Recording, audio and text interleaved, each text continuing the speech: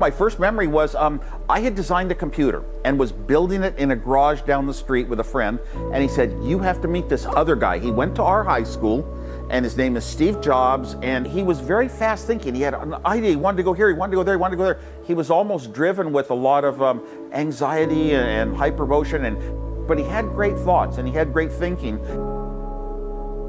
He also had this drive to have a role at first. Eventually it would become like power, control, but a role of just having input into every major department and development in the company. Was he a control freak?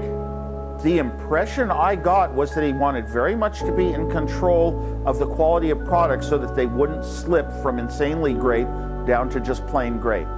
And everybody, almost everybody who watched him from the outside and from the inside close to him agrees with that. Don't call it control freak. I mean, he had to explain. You have to tell people, you know, this is not good enough. You got to go back and do it again. Is that a control freak? I mean, you're the CEO. By definition, you are the control.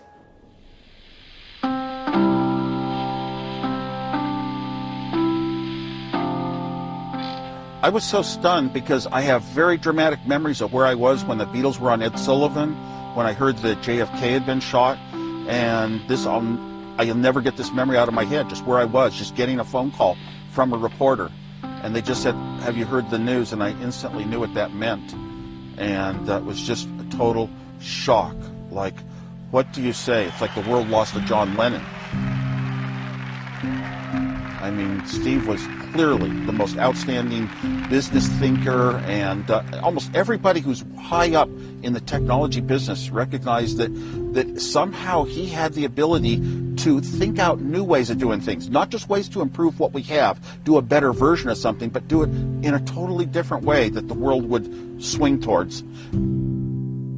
And then I think back to just all the times we had together, very, very good times that you have when you're young, you know, and then he was always thinking about certain technology, the early products that got developed, the building parts, what those might lead to in our future. And he was always pushing me as an engineer. Could you possibly add this someday? Could you possibly add that someday? Yes, yes, yes, I could, thinking, no, it's way, way off. But eventually we all did. Do you think Steve Jobs gets too much credit? Oh, no, I never try to think that. No, no. Well, sometimes in some areas he gets credit for what other people deserve. But you know what? No, he actually seems to be, I don't know, maybe he was trying to orchestrate everything seems to come from him when it came from large groups of people. He acknowledges everyone, really. He was always very friendly and nice to me. Mm-hmm. So I'd say no. I think he's the greatest technology leader of our lives. I think he did a lot to improve my life and your life, and deserves that credit.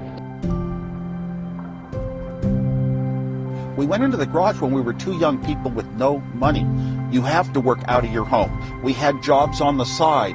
We had nobody that could loan us money. We had no business experience. We're like a million young people who were so excited about the future they might have someday in business, making something just out of their ideas. That's what we were. And over and over and over, all the products of Apple, from iPhones and iPads, iPods, these were just unbelievable life changers. And almost everyone who heads a technology company looks at Steve Jobs as, where did he get the ideas to do it the right way? We were just the lucky partnership. He was lucky to have me in the beginning, but I am incredibly lucky to him for everything in my life.